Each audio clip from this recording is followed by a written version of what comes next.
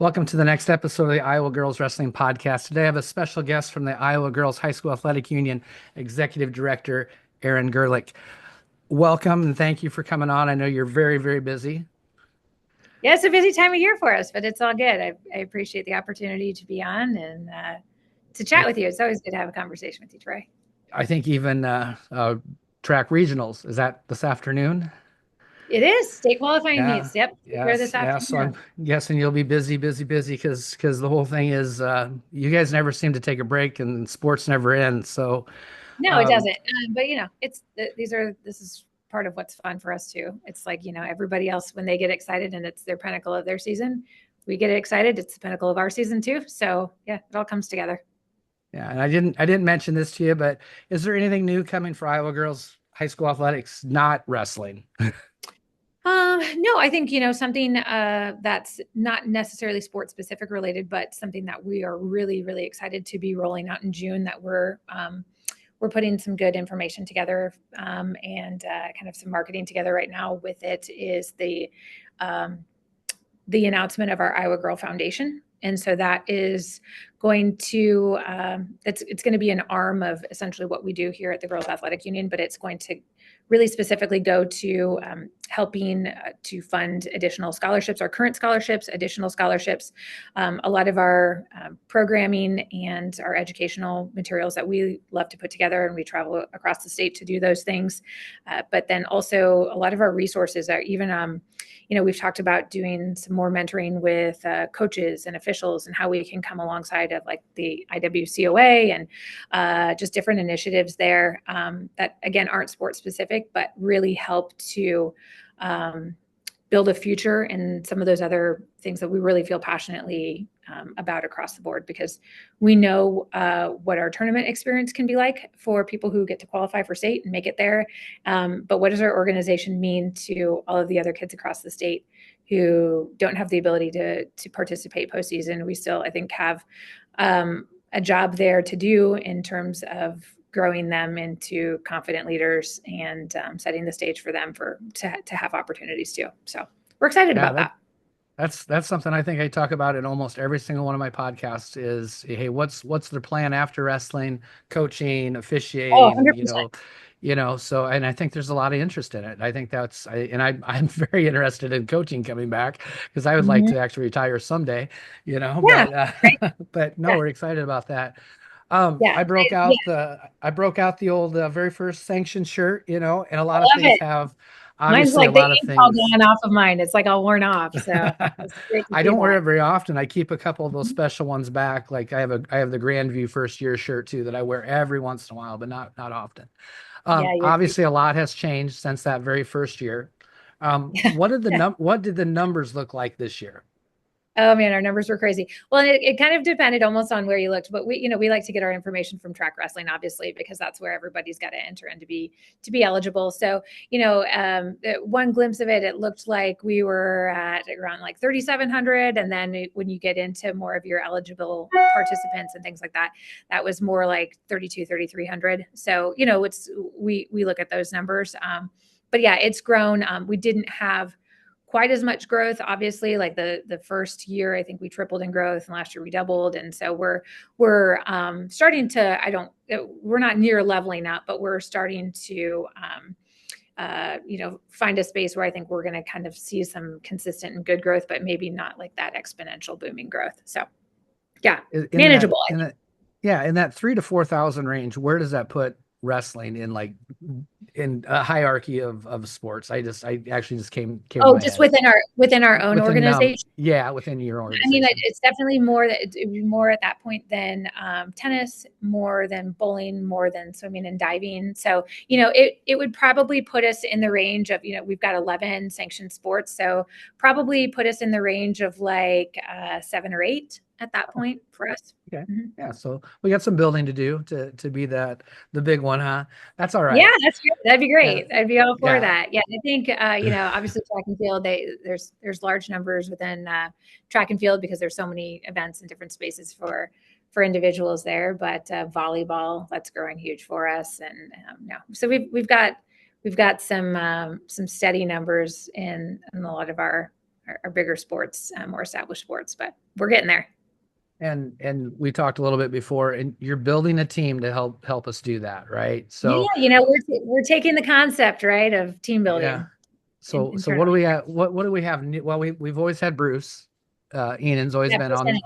on the group, and great official. But what else? Yeah. Who's new coming on board this year? Yeah, so I will give a lot of love to Bruce Ennen, who has been our officials coordinator. So with our major sports, so we've got 5 officials coordinators that oversee those different sports. So basically, what they're in charge of doing is really putting together, our clinics and our preseason information and things like that for our officials, but making sure if our officials have any issues getting registered or anything like that, they're helping to streamline those things. But then they're in charge of our observations and evaluations and getting our officials placed for our regional qualifier and then for our state as well. So Bruce has been like my OG on that since day one, and he does a great job. He has the respect of so many people, officials and coaches across the state, that has been a natural fit for us in that. But yeah, we are expanding and building our team, which we're really excited about. Madison Melchert, who helped with wrestling last year. She was kind of our point person for wrestling after I moved into the executive director job. She is taking a job at Dallas Center Grimes as their head AD. That's her community where she currently lives, where she's from. So that's been a great move for her. We're really excited for her and her family and really support that move for her. But that left more of a gap than that we needed to make sure we filled. So I will continue to have my hands in it, because I can't not, especially when the sport needs so much. But we are really excited to bring in Louis Curtis is going to be a consultant for us. And so for those of you who are familiar with the boys side of wrestling, he has been the wrestling administrator there, and he has overseen the officials there for, at least the last 7 or 8 years. But his background is so much wrestling that it was a natural fit for us then to snag him and have him be a consultant. So he's not in the office so much. He will be very present next year at our events, our tournaments, things like that. But he is going to be somebody who really focuses in on coaches education. So kind of if we're looking at it, like Bruce has got officials education and growing that officials pool, I think with all of the technology needs that are going on with wrestling, and like as a wrestling coach, when you step into that space, it can be a little unnerving to try to deal with, creating your weigh-in sheets. And, even if you want to try to host a tournament, just different things like that. There's so much education that goes into some of those things that even the savviest of wrestling coaches, when it comes to knowing the sport, that can be a really hard space to move into. So Louis is going to really be kind of a point person for coaches education. People have questions about weight descent plans and, just a lot of those things that are nuanced with our sport. He's going to be a go-to person for that. So we're really excited to have his brain and his expertise come in and kind of help our team. And then we've got Kylie Walker from the Iowa City Sports Commission. So she's been with Think Iowa City, so has been integral in helping us put on our tournaments over in Iowa City. And they've run so many wrestling events over there in the past few years. And she has been astronomical in what they do there as well, and has been a lot of boots on the ground. So we're excited to bring her onto our wrestling team as well and grow her into some spaces, but then also let her run with, she's got a lot of great ideas and how she manages events. So I think between the three of us, we'll put together a comprehensive team that can help support the growing needs of wrestling. Yeah, that's really exciting with Louis. You pulled him over from the dark side, which is great. Oh, So but it yeah, just a transition, I think, for everybody involved, because I think he still had a lot to give to the sport, but is ready for the next chapter of his life in terms of retirement and things like that too. So and it's needed. I mean, I tell this story all the time. As that first time, I was an assistant for many, many, many years, and then had the opportunity when after COVID to be a head coach.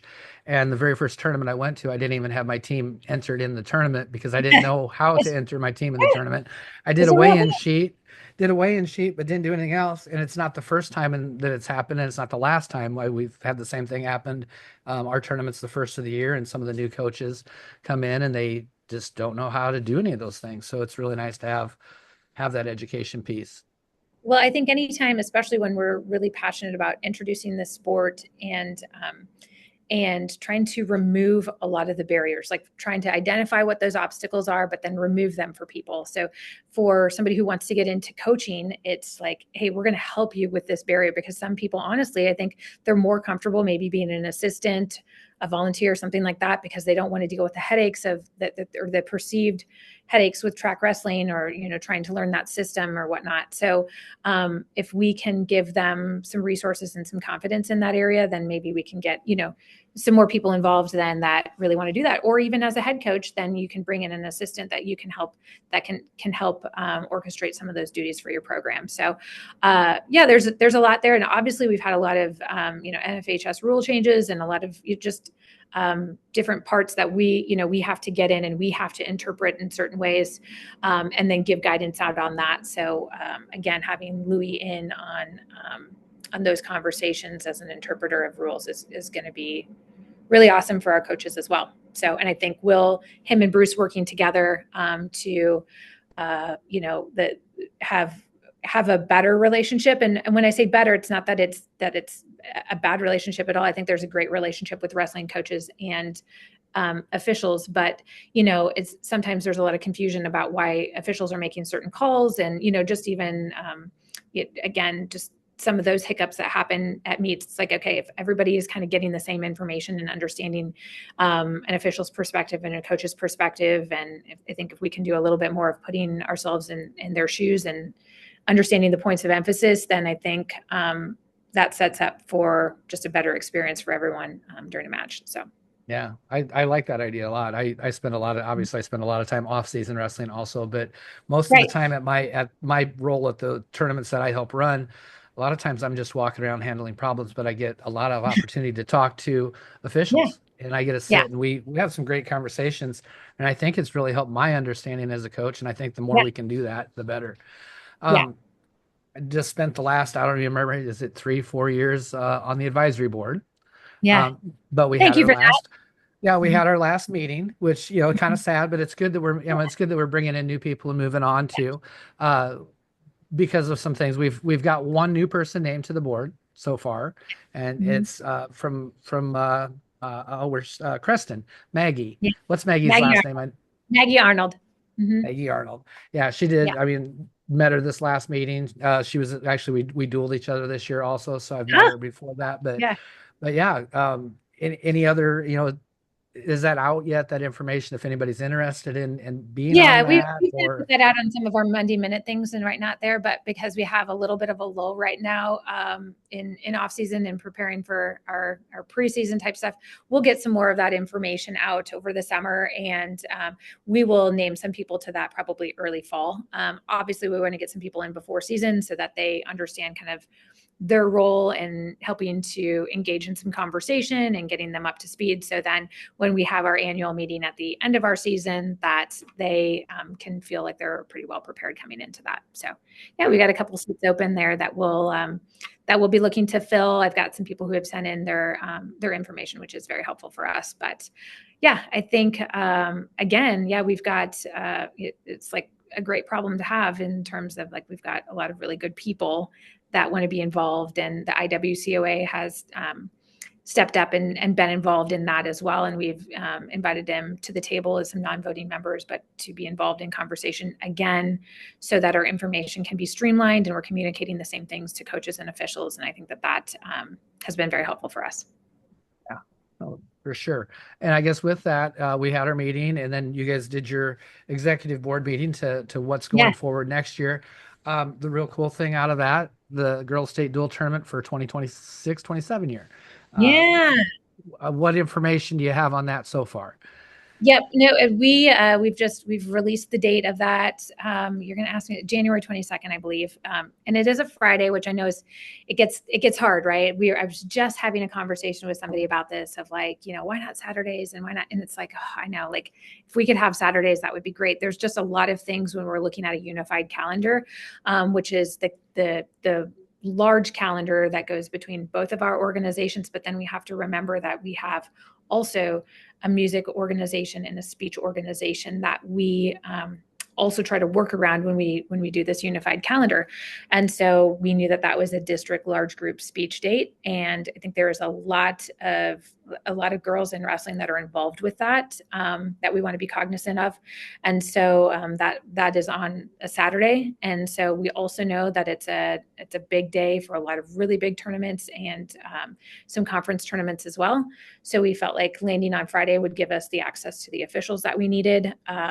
And some things like that right there. But I also know that, I think, and correct me if I'm wrong, but I think when we went around the table with that, we're going to pick a date that we can roll this out and see how well this works. And kind of like everything that we've done, if it needs adjusting, then we'll look to adjust that, And so again, this is for the 26-27 year is that Friday. I believe the date's January 22nd, and kind of go from there. But we haven't landed on a space yet. So we're going to, I think one of the first things that Kylie will do when she starts on July 1st is put together a RFP, a request for proposal, basically on that, where we will start taking bids from people who are interested in hosting that from us. I think we have a little work to do on figuring out, format of what that looks like. If that's going to be an all-encompassing tournament where it's just kind of a all-class tournament, if that's going to be 2 classes, what that's going to look like. So we've got some decisions to make on that. But again, I think we're moving in a great direction for that. I think there's been a lot of positive buzz on that. It'll be fun. So yeah. So whoever has ideas on that, shoot them our way, right? Yeah, that's super exciting because duels, I really think, are the key to growing this sport. Even if you talk to a lot of college coaches, they're excited to get the national duels going back, because that's that short format that you can actually have team versus team. People can get engaged. Even a casual fan can get engaged in that, Oh, yeah. Instead of that sit all day, watch, I watched my nephew or what her niece nephew wrestle 30 seconds for 4 hours, so it's a lot easier duels are great. It really is. Along with duels, new rule change for next year with the NFHS, which I absolutely love, as we can start again at 100 and end at heavyweight, because I think that I loved that's how I grew up at duels, and this starting at 145, and I'm not smart. And if I don't have Jason Shepard right It's a there little confusing, to right? tell me how many matches we have left, and I'm looking at the score, are we moving people around? I'm lost. So, it's nice there's to more math know. involved in wrestling than what some people realize, right? When you're trying to Yeah, there's a lot of strategy involved in that, and so hey, where are we starting? But it's actually, I love that, and so it's really cool. The question, ever since we've had our first state tournament, Coralville, Yeah. personally, I like Coralville because I came from the old Vets Auditorium days where we were on top of each other. It was loud. Amazing there weren't more fights, Yeah, but right. I like the loud environment. We hold my high school duels in the last year in the old gym, which is small, and it's fun, and it actually, you feel the crowd. You can actually have a crowd, and we've done them in our new gym, which is much larger. And boy, I'm going to tell you, it's the duel seems quiet. So I like Coralville, but of course people are asking. It's been Yeah. sold out. I mean, not that that's a horrible problem to have, but No, but you what are some also, options? yeah, I think with that is like we're mindful about those things because like we don't also want to inhibit the growth of our sport, right? And so we feel passionately about having our information, like our everything being accessible to them, which is why we do free live streaming for all of our girls union events, whether it's the lead up or your championships, because we want people to be able to see it. We want people to see the good things that our athletes are doing, even if that means we're losing money on people not coming because of they're not purchasing a ticket and they're not they're not behind a paywall on some of those things. We understand that. We built that into our budget. We take a hit on it, but it is what it is. We have more goodwill coming from that than about anything else that we do, I would say. But with that, we have signed another 3-year deal with Extreme Arena. They've been fantastic partners to us. I can't imagine trying to roll this out honestly anywhere else. They, from helping to purchase mats and just a lot of the logistical items that are needed, and allowing us to store things there and to just collaborate with them and to brainstorm. And, even just this last year, we laughed because Josh Schamberger over there, who's the, president and CEO of Iowa City Sports Commission. And, he's just like, we need fire. We have fire for volleyball. We need fire here. And this is like an hour before. And I'm like, Josh, we don't have fire. I'm not paying for fire right now. We're doing smoke. We're doing all of these other things. We got these screens. And he's like, no, I'm going to make a call. And I was like, don't. Like, I don't. We didn't do a run through with this. There's a lot of things that can go wrong. And he's like, And so it's like he takes it on himself. He gets fire in there. It goes great. It's a big hit, but it's just, it's like that type of stuff where we're like, all right, we're going to have fire. Josh wants fire. This is great. Anyway, all that to say, we love our people and our partnership there. But we also know that it is a goal for us and a goal for them to outgrow the space at some point. But, that first day yesterday, or last year, yesterday, it kind of feels like that.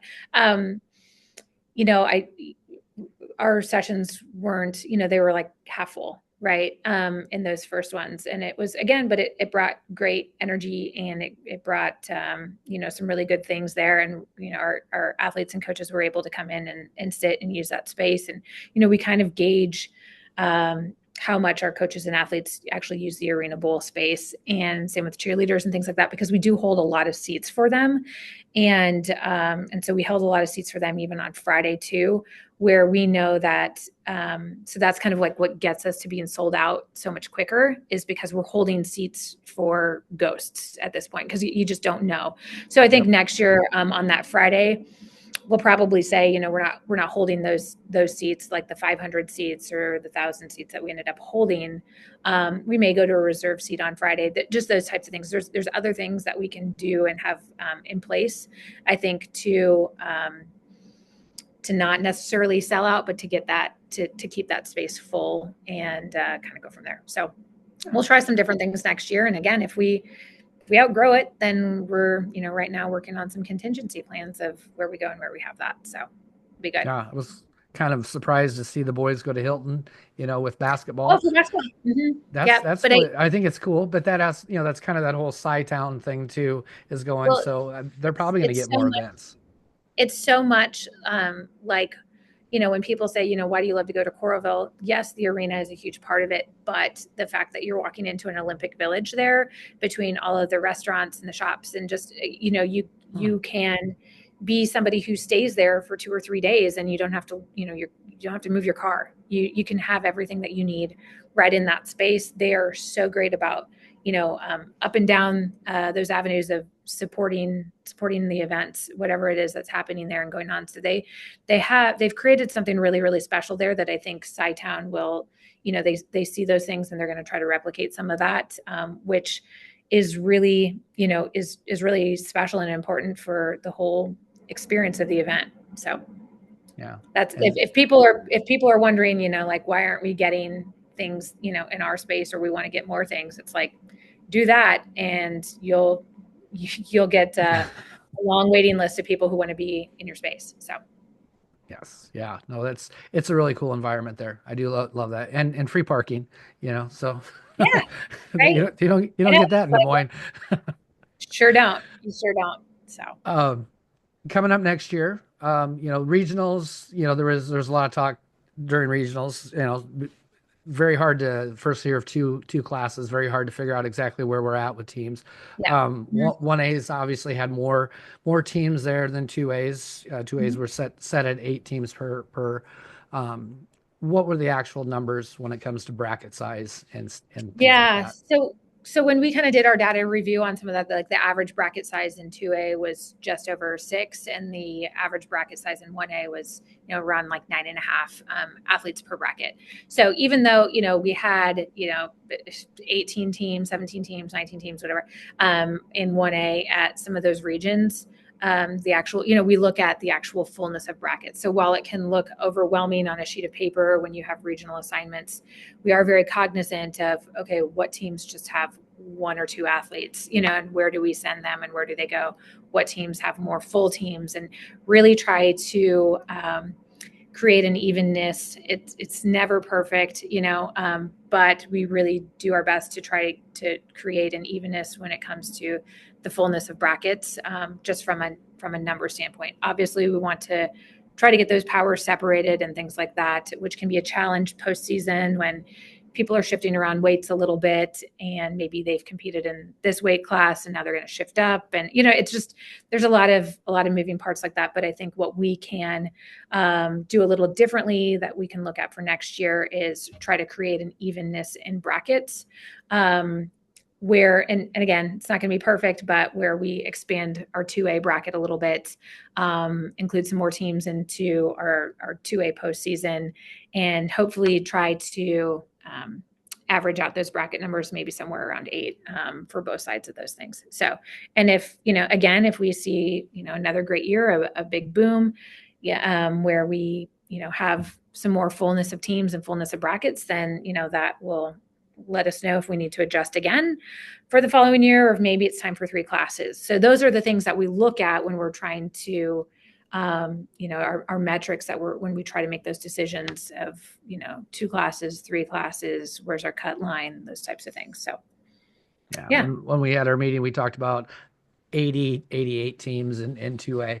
And I think that made a lot of people nervous right away, because they're looking at, oh my God, 88, I believe was East Buck, so now we're pulling but we've already had some movement on some of the larger co-ops. I know like North Polk broke away for Bank and A. I'm sure you're seeing more than I am, but I talked to a lot of coaches, and I know that there's some movement there. What are you seeing on there? There's another question that comes up constantly. Large co-ops, and you had a really good rationale, and we've talked about it last couple of years, but just an explanation on the reason we started with co-ops and what's happening on that front. Yeah, so we allow cooperative sharing agreements in all of our sports, and in all of our sports, cooperative sharing agreements are utilized. And so that's basically, when 2 schools, 3 schools, I mean, there's some in swimming and diving that have like 8 or 9 schools, right? All a part of one program. And so you have a host program there, but you have to essentially take the enrollment from all of those schools, and then that raises what's your beds count, which is your overall total enrollment count from your 9th, 10th, and 11th graders. So, that there's some people who are cognizant of that, or they don't want to take on too many teams. They don't want to be moved up a class, is typically the feel that you get in some of these other sports. But it is only a year-long agreement. So even if, there's some longstanding cooperative sharing arrangements between schools, but every year they have to submit in their cooperative sharing agreement. Every year we have to review that and approve that and whatnot. And it is different for every sport. So, if you, just because you have a cooperative sharing agreement with somebody in wrestling doesn't mean that that's what it looks like for track and field, or, different things like that. So we give schools really a lot of local control there to, put their program together as they see fit. And that was something that was really encouraged when we first started with wrestling, because there's a lot of programs who didn't have coaches or resources and things, but they knew that they had, within their school walls, they had kids who wanted to compete and participate. So we basically said, okay, if you can't start your own team, it's your job as a district to find a home for them of where they can go and compete. And so, we have had historically over 50 cooperative sharing agreements within that our space there. And so that could involve, over 100 teams, 120 teams. At least half of our teams are involved in cooperative sharing agreements. And so those have looked different year to year in the makeup of those.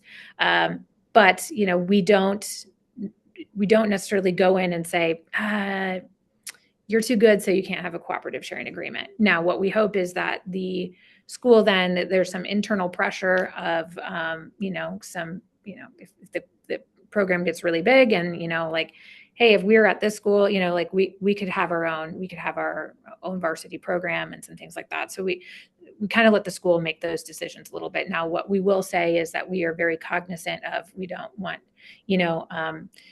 schools who have not been in cooperative sharing agreements together existing. And if they are powerhouse programs and they say, hey, yeah, we really want to just, make this powerhouse agreement here. We're like, no, that's not the point of a cooperative sharing agreement. So the point of it really is to give opportunities in spaces where they would not otherwise have opportunities. So I think we have to be really cognizant of that. Again, we try to allow that to be local control, but we do have conversations with each of them of, like, where are your numbers at? What is this looking like? How long do you envision this agreement to last? Because the goal would be to get everybody to field a sufficient standalone team, but we don't micromanage that for our other sports. And so we have to be cognizant of not doing that just because wrestling is new and growing and changing. But we know that a lot of those things, like you said, are happening on their own anyway. Yeah, I know that in a fairly large co-op for Western Iowa, at least a Yeah. number of schools, but I see the seventh grade numbers this year for all the schools involved, because we wrestled our co-op basically, because in Western Iowa we do split season and most of the schools went first, except for Yeah. our conference and one other conference. So we Sure. wrestled our co-op a lot, but the numbers of the seventh graders was phenomenal. So I can't even Yeah. imagine, just a class of next year, not this coming year, but the following year, a class of like 30 Mhm. freshmen. That's Yeah. when co-ops, Yeah. that's when parents say, well, my kid's not getting the opportunity to be on a Right. regional team. Yeah. So that Yeah. I know that those things are naturally coming, so Yeah. And I it's just, yeah. Well, it is worthwhile, and because there's so many people who don't understand co-ops, how they work, the fact that they're year to year, the intent of them, that kind of stuff. And I think, as I've had a lot of conversation of just the fact that wrestling and soccer, more so than any of our other sports, have more like citizen coaches, which is basically the coaches who are not teachers or staff members within the building. So a lot of these things, they might not know much about a cooperative sharing agreement, or they might not know much about some of these things. And so it's not as common knowledge as we get going here. And so I think, wrestling is unique in a lot of ways, but the citizen coach piece is definitely something there. I do think that I was laughing. I was talking to Mike Moyer at the NWCA about some of this, but I was like, I think that there's a correlation in the number of ejections that we're seeing in wrestling and soccer, and the fact that maybe they don't have, historically their coaches aren't all school based. I don't know if that's going to get me in trouble for saying that. It's just an interesting no, correlation I of see it all the time. more of a club mentality, right? That's Hmm. probably what I want to say, club mentality. And so Yeah. where they're used to being able to push boundaries a little bit more within the club scene, and that doesn't necessarily fly in your education-based space as much. So I think that there's a learning curve right now happening, I think, a little bit with coaches. But anyway, Yeah. That's just some something we've general. been trying to do with Mark Kenny coming into the AAU side of it with us. That's something Yeah. we've worked on. I put out information he does every year about what's acceptable in the corner for coaches.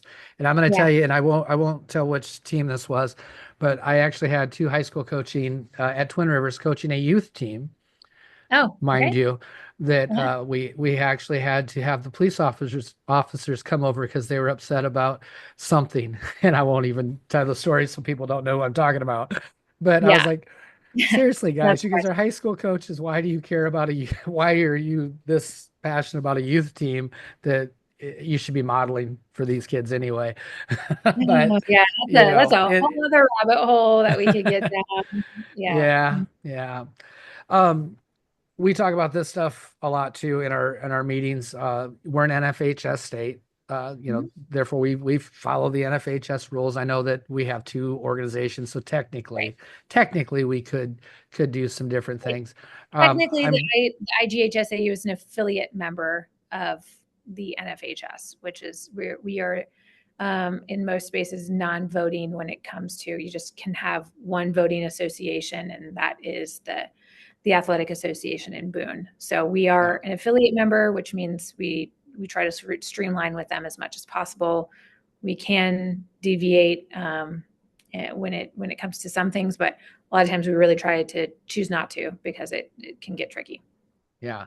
So the reason I bring it up, New York this year tried an Yeah. experiment, and I don't know, and I don't think you have the numbers quite yet either for freestyle, but I know that I've been asked this before. Well, why don't we do freestyle? I can give you a handful of reasons why we don't do freestyle, but why don't we do Yeah. freestyle?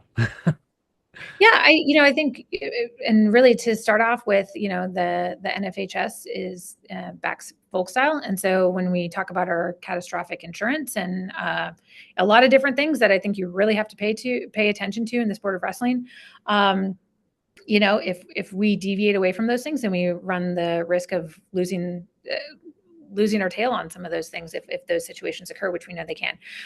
But really, just from a regulation standpoint of our officials, our coaches, the resources that are given to them, what they're taught, what they know.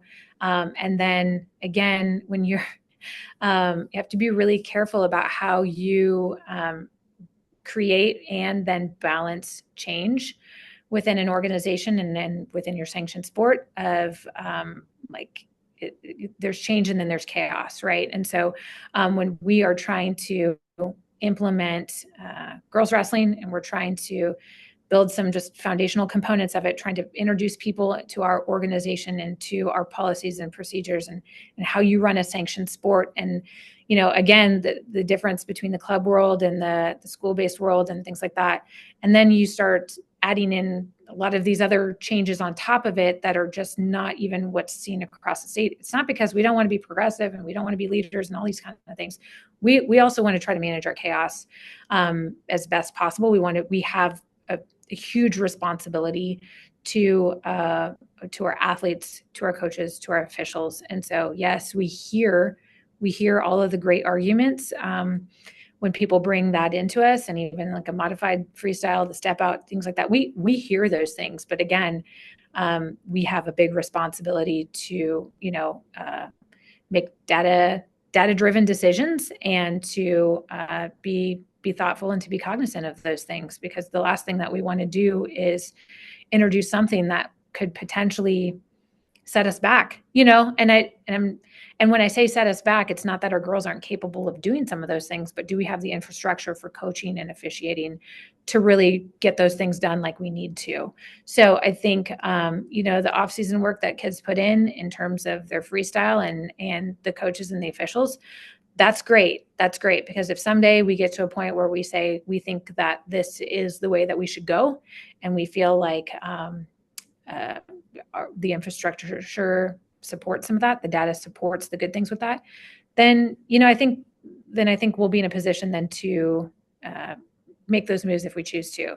But right now, that's really wild west. I already feel like we're wild west right now, and that's pretty wild west.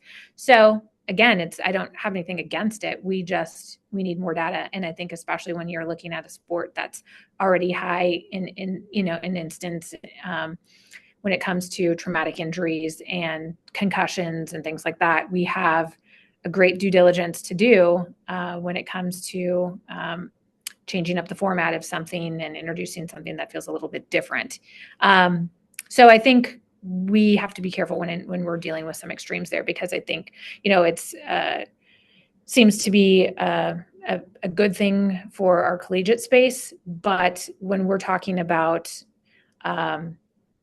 growing that. There's such a novice category for kids who are trying it for the first time right now in junior high and in high school. And you get girls that are really savvy in their throws, the rolls, all those things, and you get girls that aren't. There's as much to knowing about how to throw someone as how to fall, how to land. Yep. You just a lot of technique involved in some of those things that the margin of error, in my opinion, can be a lot greater in that space. And that's kind of what right now, I think they're starting to track more and more of those things and to collect data. Again, I sit on the National Wrestling Coaches Association board. And so I think that that's something that they're diving into is looking more at safety, freestyle, those components, especially as it pertains to not just the collegiate space, but growing into the collegiate space. I think, what was probably something that felt, I don't know if harmful is the right word, but maybe an oversight is when the NFHS put out a position statement like last year when they're talking about the new rule changes with the scoring, just even the out of bounds and some different things like that. And they're talking about how good this will be for preparing our kids for college. And I think that they were really focused in on just one half of that when it comes to the folk style, the traditional men's side of those things, and what they were preparing them for. And I don't think that they were aware of when they said that then that triggered, well, if the goal of this is to prepare kids for college, then why aren't we wrestling freestyle for girls? Why aren't we doing this? So I think that was maybe again, just an oversight there. I get what they were kind of trying to say, but that opened up another door that I don't know that they were prepared to argue at that point. So yeah, no, I agree with I agree with that. And the whole point, it's so I say this a lot to people. I could be generous and say 3% of our girls are going to wrestle in college. That's pretty generous. Yeah. Mm-hmm. Half of them statistically will be done in 2 years. So Correct. now we're at 1.5% of the kids, Mm-hmm. and less than 1% of those will wrestle past college. Yeah. So again, as a coach in high school, and I know the girls' union we're about building kids for the real world. Yeah. We're not. Yeah, we want our kids to play sports in college, of course, but Sure. the vast majority we're just preparing for life. Yeah. So growing them in confidence and in leadership, and that's our motto is empowering the Iowa girl today to lead tomorrow, right? And that's through a lot of different avenues. But I think you're completely on track with that. When it's great. It's great when they want to go on and do other things at another level. If somebody asked me what one of my biggest goals would be for girls wrestling, it would be for the girls who don't know about wrestling, is to introduce them to something that can be really impactful for them in their present future, but then also down the road. And then, it's giving girls an opportunity to fall in love with a sport that can be life-changing for them and that they can continue to contribute to down the road, whether that's coaching, officiating, participating, growing their next generation into something like that, being advocates for it. That would be phenomenal. But making them fall in love with it, giving them opportunities to grow through that. And again, just a confidence builder. I think if you talk to the majority of the coaches around the state and you ask them the good things that wrestling does for their athletes, I would say discipline and confidence is one of the, probably some of the biggest things that come out of it. And correct me if I'm wrong, but those are the things that I think we should be focusing on and excited about, and not whether or not we've done enough, a good enough job of preparing them for college, right? Because I think the ones who are going to do that are seeking that club route anyway, and not that we want to just push them there and not be a resource to them for that. But that's definitely not the goal of education-based athletics. Not that we can't be aware of it, not that we can't have conversation about it, not that we can't do some things to prepare to them. But I think we're missing the mark if that's what we're focused on. Yeah, no, I 100% agree with that. And I think I've asked all of my wrestling-based questions. I guess I have a few wrestling-based questions, but I always find it really, really fun to get to know people a little bit better and maybe put them on the spot on a few different questions. Oh, this That makes me that nervous. that it shouldn't make you nervous. We'll start super easy. Do you have any pets right now at home? I do. I do. Yes. I have a dog, Ace, who is a mini, but not so mini Australian Shepherd. Ace, and then we have a cat, Ozzy, who acts like a dog, which is, I'm not a cat person, but I like Ozzy because doesn't really act like a cat, letting him in and out of the house. And he's got his own collar because he's super friendly and goes up to people. Yeah. So we got Ozzy and Ace. And I always ask all the girls this question. If you could have any pet, domestic or exotic, what pet would you have? Oh, I mean, I'm a dog person. I'm sure my daughter would love it if I said I'm going to bring a cheetah home. Um, I also always wanted a horse growing up. So I would probably lobby for some sort of a horse, but then, I also know that those are a lot of work, and Yeah. I don't know if I've got the time or the energy to. I want a horse, but I want somebody to be able to maintain my horse for me. Buckskin Palomino, wants to have more fun, right? Type of mentality. But yeah, I think that's probably what I do. Now I'm gonna like think about this on my drive home and like text you something different tonight because I'll be thinking about that. I think it's a fun question. It is. This is actually, I put this question specifically for the girls' union. Pink shoes, who does it best? Is it Are me? you talking Do I have the best pink Oh, I shoes in thought the you were talking state? about Or within our organization, and I would have said me. I will say, I feel like you are the most proactive about your shoe game, and that I get more texts and pictures from you in terms of like you sent me the pink Doc Martens, and it's not just like a tennis shoe. So I Mhm. appreciate your broadness. But yeah, I think yeah, I would say if you're not the top when it comes to your shoe game, you'd be like the top three. Yeah, Okay. At the union, who's got the best shoe game? me for sure. I Ben would argue, but I don't take credit for a lot of things because I don't. It's whatever. But the bright pink nobles, those were my idea, and people when I said I'm going to order them, just because I liked them, I thought they were cool. I just said I'm going to order these, and you guys are going to wish you did. They're like, it's too bright, it's too neon, it's too whatever. And so then I did, and I wore them for like 2 days, and everybody's like, oh yeah, we're getting those. So then we collectively got those as a staff, and we get more compliments still on the pink noble shoes, and we've gotten a couple different variations of them than anything else. And so those have become kind of our tournament staples. So people are like, oh, when you see the pink shoes coming, it's either good or bad, we don't know, but we're coming. So like, Very it's like the nice. warning shot, like people know where we are, good or bad, right? So yeah. Um, Favorite foods? Anywhere. We can go to any restaurant, anything around the world. Where are you going to go and what are you going to eat?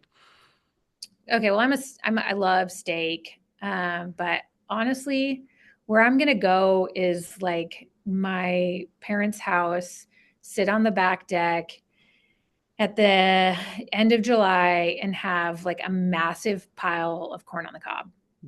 I mean, like I would put myself against about anybody of just like going ape on corn on the cob. I love sushi. So that's been, that's kind of something that's a little like don't have a ton of there's nowhere in my area, right? Like little small town Panora where I'm gonna get sushi. They might offer it at the convenience store or the grocery store, and that's like gotta come with a warning label. Like I could Yeah, be desperate. I'm not eating that. Um, but yeah, no, I've come across a few really great restaurants in the Midwest that I like for sushi. I don't know, but it's a good thing I think that I'm in Iowa. I like the steak and the potatoes, the pork chops, corn on the cob. That's kind of my jam. And yeah, I make really great guacamole. So I'm a big chip salsa guacamole. Like that's yeah. there is a possibility we are long lost relatives. There really is. Um, Travel question. You can go on vacation anywhere. Where are you gonna go? Yeah, right now, where I really want to go, like my bucket list right now, it was Costa Rica. I went there. That was gorgeous. That was beautiful. I love that. I want my next trip to be like Switzerland. I think that that would be. I've had a couple of friends that have gone there. Their experiences, their photos, all that kind of stuff are incredible. I think that there's enough fun things to do and enough sites, and it's beautiful, but not overly populated. I'm not a I'm not somebody who wants to go where there's like a lot of amusement parks and people, and that's just like that's not my jam. So Switzerland, I think, would be good. That's next. And I did like because the next few questions are going to be wrestling based, but they're more of opinion, so Sure. they shouldn't get you in too much trouble. Okay. And you've been around the sport long enough, and you were an AD. Yeah. You've watched wrestling a lot.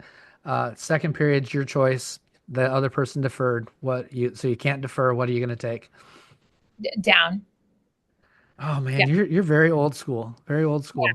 Well, because I have confidence that I'm gonna like I feel like I'm gonna be able to explode out. Like I'm gonna and I'm like yeah, I'm just um yeah, I'm just scrappy like that, right? Like I don't like the feeling of being contained. So I think I would be able to work my way out of that really quick. So All right. I know you played sports. Obviously, you wouldn't be in the position you were. And I oh asked yeah. the girls this. I asked girls this. I asked coaches this. Anybody, pre-match rituals. What Mm, did you do to get yourself ready for, um, whatever it was? Because we have to change our personality maybe a little bit to mhm. be an athlete in that moment. Yeah. I think for me, what it's funny because I think about what I would do now versus what I had access to then.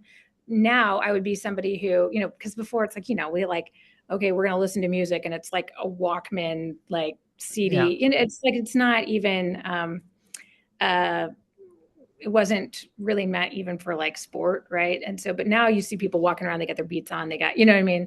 So I would be somebody who would be right now, even when I'm running or doing anything, I'm like really locked in with some headphones and some specific music there.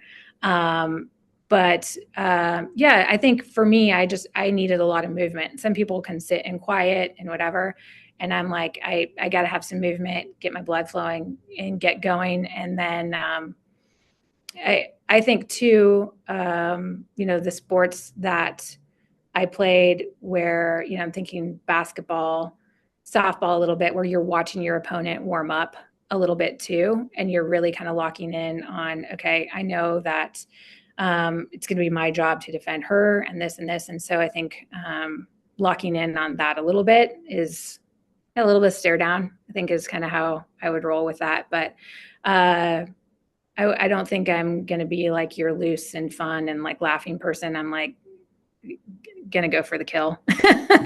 You're not coloring pictures with the Ridgeview girls then. No, no, no, no. I think you know what I mean. I think for me, like you talk about your optimal level of, where you have to have enough stress and, just to really get to your optimal level of focus and performance. And I think for me, where I find that is I got to get pretty amped up, and I got to really.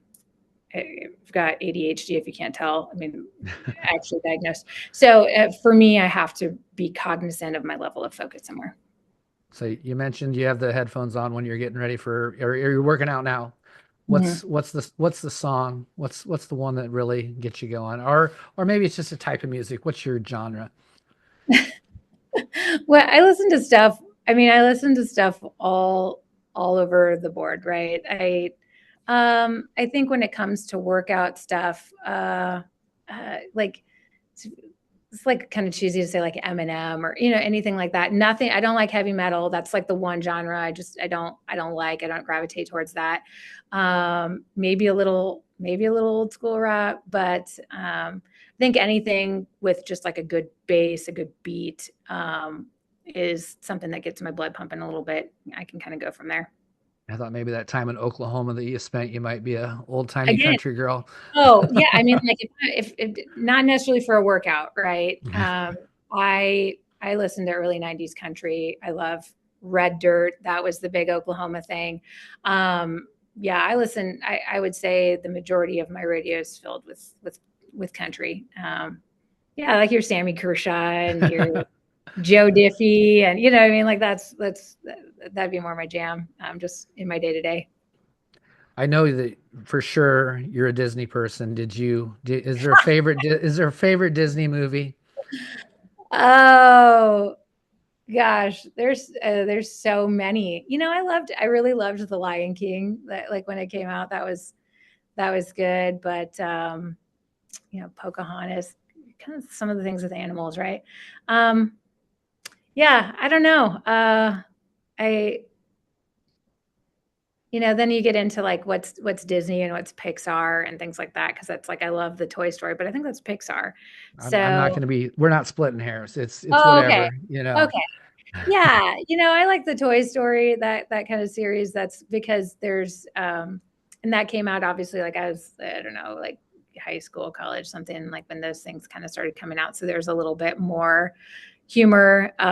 You know, it's like it was attractive to young kids, but then there was some great humor and just kind of some life lessons in that I could appreciate a little bit more. So that'd probably be more my speed.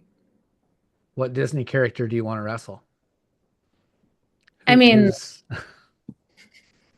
it's like Ariel because she doesn't have legs. I don't know. You know what I mean? I don't. It's like, um, yeah. What I mean is it because I think it would be challenging, or see? Obviously, like I just overthink all of these things.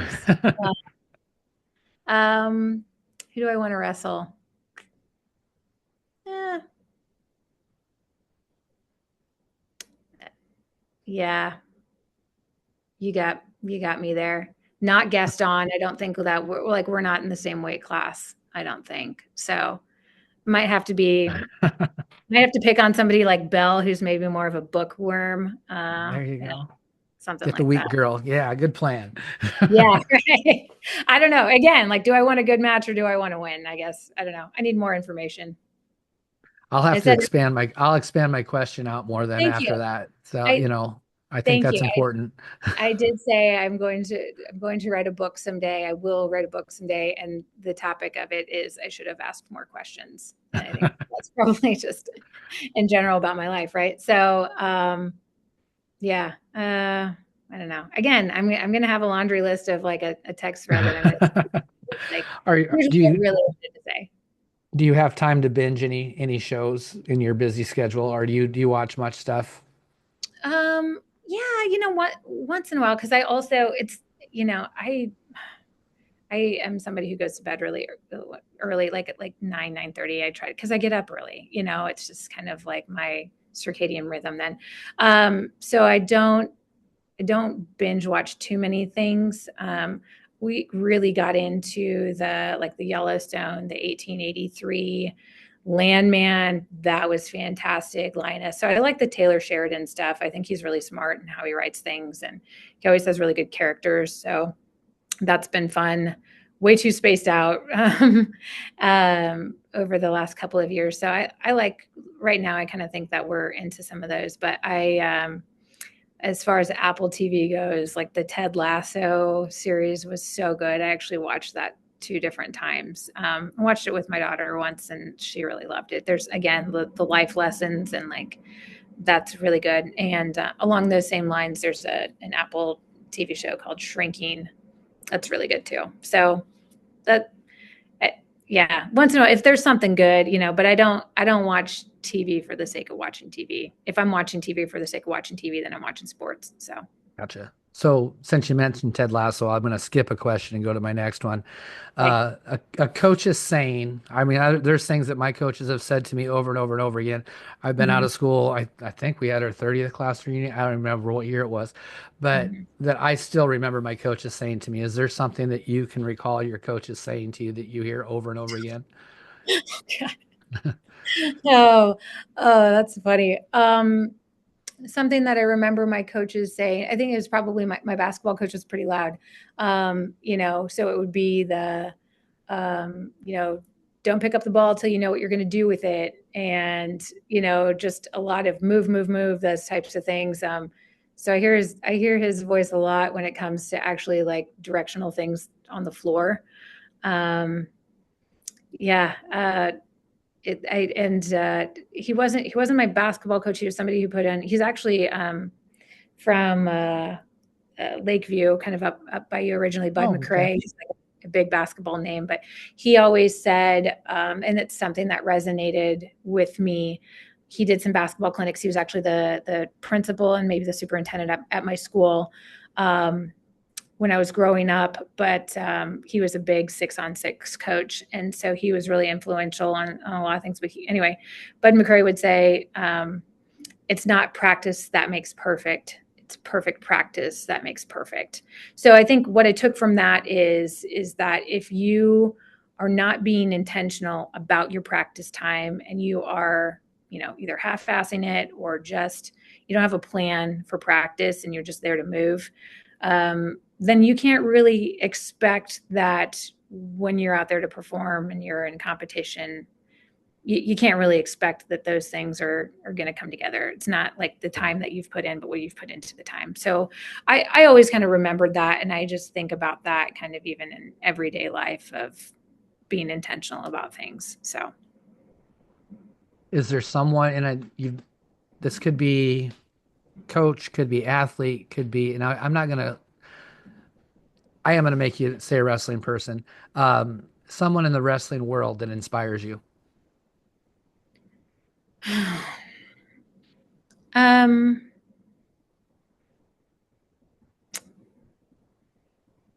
Yeah. I mean, again, you can go through your laundry list of people. I liked being in the room when I was at Iowa State. I liked being in the room with Cale Sanderson because I thought and it was more so how his approach to practice and what it felt like his intentionality that was really cool to witness. I just, but I was there for a short time with them. So, I try to think of some of the really impactful coaches, but I think what more inspires me in my job now is our athletes across the state, right? And yeah, I don't want to get myself in trouble. You've had some great projects that I've loved coming out of Ridgeview. But I think of even just some of the little ones that I come across too. I think of Leah Hatfield. I'm going to say her name, but she's over in Eastern Iowa. She comes to the state tournament. Her mom is a Melissa that helps out with cheer and wrestling cheer at her state tournament, and so I think she wrestles some club stuff with Big Game. I think she's like 5th or 6th grade, right? Mhm. But to watch her walk into like a space and she sees her future in front of her, that's really cool. So it's like I'm inspired in a different way by different people. Yep. But to really pay attention to some of the people that are coming is really exciting to me because they get to see this like incredible dashboard now of all of the things to come and like it's theirs for the taking, and that's not to take away from the people who came before. There's so many people then that we can name of on the other side of that spectrum Oh who yeah. came before that were the pavers that were hitting the grindstone, that were creating those opportunities for those girls that would have loved the opportunity that they have now. So I think when I think of people that are inspirational in the wrestling world, I can think about some of those high level people, but that's not who inspires me. I think on my day to day, like that's cool. I had cool experiences with those people.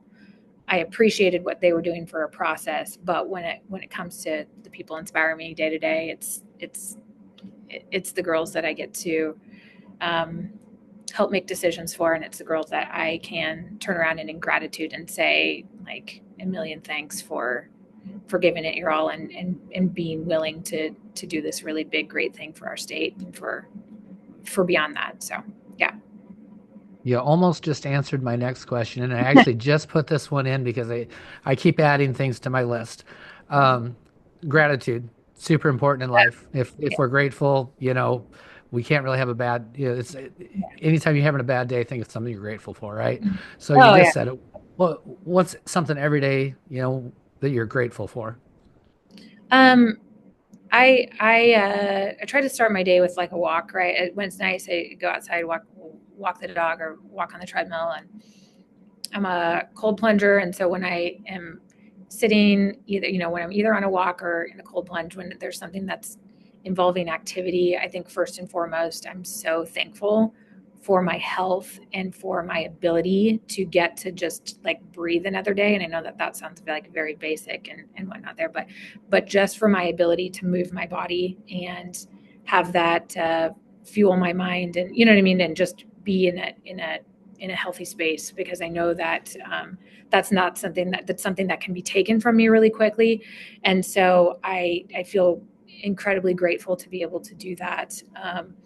But really, I am really grateful for my network of people. I think I can get really large in that and say like, oh, I have all of these great connections that I'm really grateful for. But I have a really, really, really solid core of some really great friends, my sisters, my family that I'm incredibly close with, close in proximity and close in relationship with. That my partner Sean, obviously my daughter, but like just the people that make up the core of my life that are so good to me and are so understanding of my job and of the things that I am trying to accomplish as a person. But they also hold me accountable for a lot of things too. So I'm incredibly grateful for the people in my life and that make up that core. And then it's like an onion, right?